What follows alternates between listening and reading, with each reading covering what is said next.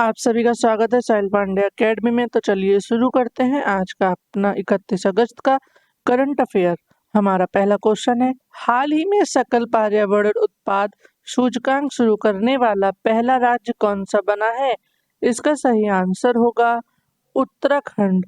आइए हम लोग इसके इम्पोर्टेंट पॉइंट्स देखते हैं।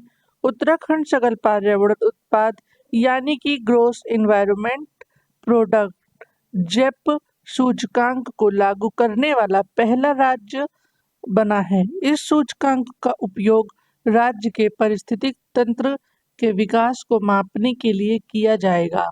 आइए हम लोग उत्तराखंड के बारे में जानते हैं। उत्तराखंड के सीएम पुष्कर सिंह धामी है और राज्यपाल lieutenant general retired Gurmeet Singh है। इसकी राजधानी है देहरादून गैरसैंण और इसकी महत्वपूर्ण झीलें हैं सातताल, रक्कसताल, नैनीताल, मालाताल। और यहाँ पे नेशनल पार्क है जिम कॉर्बेट राष्ट्रीय उद्यान, नंदा देवी राष्ट्रीय उद्यान, राजाजी राष्ट्रीय उद्यान, फूलों की घाटी राष्ट्रीय उद्यान, गंगोत्री राष्ट्रीय उद्यान और यहाँ पे दर्रे हैं माड़ा दर्रे, नीति दर्रा। और हम उत्तराखंड के करंट अफेयर्स की बात करते हैं। उत्तराखंड विधानसभा में यूसीसी बिल लाएगा। 38वें राष्ट्रीय खेल 2024 उत्तराखंड में हुए। उत्तराखंड उच्च न्यायालय की पहली महिला मुख्य न्यायाधीश रितु बहारी बनी है और यहाँ पर ऑपरेशन बम्बी बकेट होगा। हमारा अगला क्वेश्चन है, हाल ही में कौन सा राज्य ऑनलाइन समन और वारंटी जारी करने के नियम अधिसूचित करने वाला पहला राज्य बना है? इसका सही आंसर होगा मध्य प्रदेश। आइए हम लोग इसके इम्पोर्टेंट पॉइंट्स देखते हैं। मध्य प्रदेश ऑनलाइन समन और वारंट जारी करने के नियम अधिसूचित करने वाला पहला राज्य बन गया है। इसमें न्यायिक प्रक्रियाओं में तेजी आएगी और डिजिटल प्रक्रियाओं को बढ़ावा मिलेगा। आइए हम लोग मध्य प्रदेश राज्य के बारे में जानते हैं। मध्य प्रदेश की राजधानी भोपाल है और मुख्यमंत्री मोहन यादव है। राज्यपाल मंगू भाई पटेल है और मध्य प्रदेश की लोकसभा सीटें 29 हैं, राज्यसभा सीट 11 है। आइए हम लोग मध्य प्रदेश के करंट अफेयर्स की बात करते हैं। प्रधानमंत्री स्वनिधि योजना सर्वश्रेष्ठ प्रदर्शन करने वाले राज्य मध्य प्रदेश को मिली है। उत्तर भारत की सबसे बड़ी फ्लोटिंग और परियोजना ओमकारेश्वर में मिली है। रानी दुर्गावती टाइगर रिजर्व देश का 54वां टाइगर रिजर्व बना है। ग्वालियर यूनेस्को द्वारा संगीत शहर के रूप में चुना गया है। सांची देश की पहली सोलर सिटी के नाम से जानी जाएगी। हमारा अगला क्वेश्चन है, एसबीआई के 27वें अध्यक्ष के रूप में किसने अपना पदभार संभाला है? इसका सही आंसर होगा चल्ला श्रीवासुलु शेट्टी ने। आइए हम लोग इसके इम्पोर्टेंट पॉइंट्स जानते हैं। चल्ला श्रीनिवासुलु शेट्टी, जिसे हम लोग CS शेट्टी के नाम से भी जानते हैं, उन्होंने 28 अगस्त 2024 को भारत के सबसे बड़े वाणिज्यिक बैंक भारतीय स्टेट बैंक के 27वें अध्यक्ष के रूप में अपना पदभार संभाला। उन्होंने दिनेश खारा का स्थान लिया है। एसबीआई की स्थापना 1 जुलाई 1955 में हुई थी और इसका मुख्यालय मुंबई में है। हमारा अगला क्वेश्चन है, पैरा ओलंपिक में खेलों में 2 पदक जीतने वाली पहली भारतीय महिला कौन बनी है? इसका सही आंसर होगा अवनी लेखारा। हमारा अगला क्वेश्चन है, मूडीज रेटिंग्स ने वित्त वर्ष 2024 के लिए भारत की जीडीपी की वृद्धि का अनुमान बढ़ाकर कितने प्रतिशत कर दिया है? इसका सही आंसर होगा 7.2%। न्यूयॉर्क की रेटिंग एजेंसी मूडीज ने वित्त वर्ष 2024 के लिए भारत की सकल घरेलू उत्पाद में वृद्धि अनुमान बढ़ाकर 7.2% किया है। बता दें कि मूडीज पिछला अनुमान 6.8% व्यक्त किया था। तो इसी के साथ हमारे MCQs क्वेश्चंस खत्म होते हैं। अब हम इन्हीं करंट अफेयर्स को और भी डिटेल में समझेंगे। तो चलिए शुरू करते हैं। हमारा पहला करंट अफेयर बनता है स्पोर्ट्स से। तो चलिए जानते हैं, अवनी लेखारा ने पैरा ओलंपिक रिकॉर्ड के साथ गोल्ड जीता। 30 अगस्त को अवनी लेखरा ने पैरा ओलंपिक गेम्स में भारत को पहला मेडल दिला दिया था। उन्होंने women's 10 metre air rifle shooting की SH1 कैटेगरी में पैरा ओलंपिक रिकॉर्ड के साथ गोल्ड मेडल जीता। उन्होंने 249.7 स्कोर किया। आइए हम लोग इसको डिटेल में जानते हैं। वहीं कोरिया की यूनरी ली को सिल्वर मिला। उनका स्कोर 246.8 रहा। भारत की ही मोना अग्रवाल ने 228.7 के स्कोर के साथ ब्रॉन्ज मेडल जीता। क्वालिफाइंग राउंड में अवनी दूसरे और मोना 5वें नंबर पर थीं। वहीं मनीष नरवल ने मेंस 10 मीटर एयर पिस्टल की SH1 कैटेगरी में सिल्वर मेडल जीता। शूटिंग में SH1 कैटेगरी में वो शूटर शामिल होते हैं जिनके हाथ, शरीर के निचले हिस्से या पैर प्रभावित होते हैं या जिनके कोई अंग नहीं होता। आखिरी राउंड में अवनी ने पैरा ओलंपिक रिकॉर्ड बनाया और 249.7 के स्कोर के साथ गोल्ड मेडल जीत लिया, जबकि कोरियन शूटर 246.8 पॉइंट के साथ दूसरे नंबर पर रही। भारत के लिए पेरिस 2024 पैरा ओलंपिक शेड्यूल 28 अगस्त से शुरू हुआ और 9 सितंबर को समाप्त होगा। भारत का 84 सदस्यों का अब तक का सबसे बड़ा पैरा ओलंपिक दल फ्रांस में 12 खेलों में कंपटीशन कर रहा है।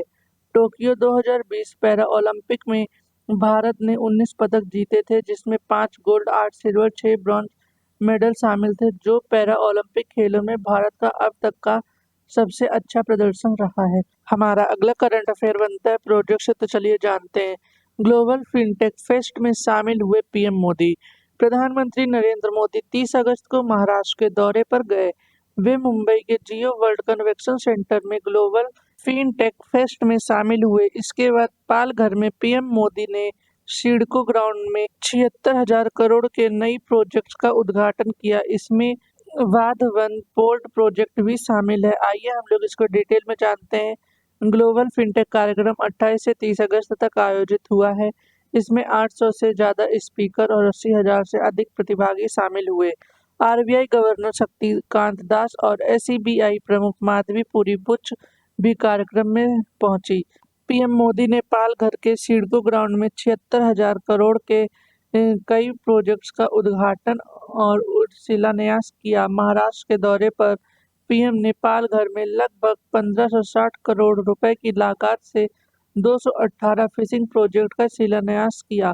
इसका उद्देश्य फिशिंग सेक्टर में इंफ्रास्ट्रक्चर और प्रोडक्टिविटी को बढ़ावा देना। इस प्रोजेक्ट की मदद से फिशिंग सेक्टर में 5 लाख से अधिक रोजगार पैदा होने की उम्मीद है। वहीं पीएम मोदी करीब 360 करोड़ रुपए की लागत से national roll out of vessel communication and support system का शुभारंभ करेगी। इसके जरिए 13 तटीय राज्यों और केंद्र शासित प्रदेशों में मशीन और मोटर से चलने वाली मछली पकड़ने के जहाज़ों पर 1 लाख ट्रांसपोंडर लगाए जाएंगे। हमारा अगला करंट अफेयर बनता है इंटरनेशनल से, तो चलिए जानते हैं। पाकिस्तान ने पीएम मोदी को SCO मीटिंग में शामिल होने के लिए इनवाइट किया। पाकिस्तान ने 29 अगस्त को प्रधानमंत्री को शंघाई सहयोग संगठन मीटिंग में शामिल होने के लिए आमंत्रित किया। SCO के council of heads of government की बैठक 15 से 16 अक्टूबर को इस्लामाबाद में होगी। आइए हम लोग इसको डिटेल में जानते हैं। इस साल 3 से 4 जुलाई को कजाकिस्तान में हुए SCO समिट में पीएम मोदी शामिल नहीं हुए थे। उनकी जगह विदेश मंत्री S जयशंकर ने भारत का प्रतिनिधित्व किया था। पिछले साल किर्गिस्तान की राजधानी बिश्केक ने SCO की CHG बैठक होस्ट की थी। इसमें भी पीएम मोदी की जगह विदेश मंत्री S जयशंकर शामिल हुए थे। भारत ने पिछले साल वर्चुअल मोड में 4 जुलाई को SCO शिखर सम्मेलन की मेजबानी की थी, जिसमें पाकिस्तान के प्रधानमंत्री शहबाज शरीफ ने ऑनलाइन हिस्सा लिया था। इससे पहले मई 2023 में पाकिस्तान के तत्कालीन विदेश मंत्री बिलावल भुट्टो जरदारी गोवा में SCO विदेश मंत्री की बैठक में भाग लेने के लिए भारत आए थे। SCO में भारत, चीन, रूस, पाकिस्तान, कजाकिस्तान, किर्गिस्तान, तजाकिस्तान और उज्बेकिस्तान शामिल है। यह संगठन मध्य एशिया में शांति और सभी देशों के बीच सहयोग बनाए रखने के लिए बनाया गया है। SCO भारत को आतंकवाद से लड़ाई और सिक्योरिटी से जुड़े मुद्दों पर अपनी बात मजबूत से रखने के लिए एक मजबूत मंच उपलब्ध कराता है। SCO की स्थापना 15 जून 2001 को चीन और रूस और सोवियत संघ का हिस्सा रहे 4 मध्य एशियाई देशों कजाकिस्तान, किर्गिस्तान, तजाकिस्तान और उज्बेकिस्तान ने मिलकर की थी। SCO का उदय रूस, चीन और इन मध्य एशियाई देशों के बीच वर्ष 1996 में सीमा को लेकर हुए एक समझौते के साथ हुआ था। इसे शंघाई फाइव समझौता कहा गया। इसके 10 सदस्य देश हैं: चीन, रूस, Kazakhstan, Kyrgyzstan, Tajikistan, Uzbekistan, Bharat, Pakistan, Belarus और ईरान। साल 2017 में भारत तथा पाकिस्तान को इसके सदस्य का दर्जा मिला। इसके अलावा अफगानिस्तान और मंगोलिया एससीओ के पर्यवेक्षक देशों में शामिल है। हमारा अगला करंट अफेयर बनता है बैंकिंग से, तो चलिए समझते हैं। LGBTQ समुदाय के लोग अब खोल सकते हैं ज्वाइंट बैंक अकाउंट। वित्त मंत्रालय ने 29 अगस्त को कहा कि LGBTQ समुदाय के लोगों को लिए ज्वाइंट बैंक अकाउंट खोलने पर कोई प्रतिबंध नहीं। इसके अलावा मंत्रालय ने कहा कि समलैंगिक रिश्ते में रहने वाले व्यक्ति के नॉमिनी बनाने पर भी कोई प्रतिबंध नहीं। आइए हम लोग इसको डिटेल में जानते हैं। वित्त मंत्रालय ने वित्तीय सेवा विभाग ने परामर्श में कहा कि भारतीय रिजर्व बैंक RBI द्वारा 21 अगस्त 2024 को सभी अनुसूचित वाणिज्य बैंकों को इस संबंध में स्पष्टीकरण भी जारी किया गया। इससे पहले RBI ने 2015 में बैंकों को निर्देश दिया था कि वो अपने सभी फॉर्म और एप्लीकेशन में एक अलग कॉलम शामिल करें ताकि ट्रांसजेंडर व्यक्ति को बैंक खाते खोलने और संबंधित सेवाओं का लाभ उठाने में मदद मिले। साल 2015 के आदेश के बाद कई बैंकों ने ट्रांसजेंडर के लिए सेवाएं शुरू की थी। ESAF small finance bank limited ने 2022 में विशेष रूप से ट्रांसजेंडर समुदाय के लिए रेनबो सेविंग्स अकाउंट शुरू किया था। इसमें उच्च बचत दरों और उन्नत डेबिट कार्ड सुविधाओं सहित कई सुविधाएं प्रदान की जाती हैं। हमारा अगला करंट अफेयर बनता है नेशनल से, तो चलिए जानते हैं। सुप्रीम कोर्ट में पेंडिंग केसों की संख्या बढ़कर 82,831 हुई। देशों की सर्वोच्च अदालत सुप्रीम कोर्ट में 82,831 केस पेंडिंग है। यह अब तक पेंडिंग केसों की सबसे बड़ी संख्या है। अकेले 27,604 पेंडिंग केस पिछले एक साल के अंदर दर्ज हुए हैं। आइए हम लोग इसको डिटेल में जानते हैं। पिछले 10 साल में 8 बार पेंडिंग केस की संख्या बढ़ी है। 2015 और 2017 में पेंडिंग केस कम हुए। वहीं हाई कोर्ट में 2014 में कुल 41 लाख पेंडिंग केस थे, जो बढ़कर 49 लाख पहुंच गए। पिछले 10 सालों में केवल एक बार पेंडिंग केस कम हुए हैं। ट्रायल कोर्ट में 2014 से 2.6 करोड़ केस पेंडिंग थे, जो अब 4.5 करोड़ हैं। 2009 में सुप्रीम कोर्ट में जजों की संख्या 26 से बढ़ाकर 31 की गई। हालांकि इसके बाद भी पेंडिंग केसों की संख्या में कमी नहीं आई। 2019 में CJI जस्टिस रंजन गोगोई के कार्यकाल के दौरान सरकार ने संसदीय अधिनियम के तहत जजों की संख्या बढ़ाकर 31 से 34 की।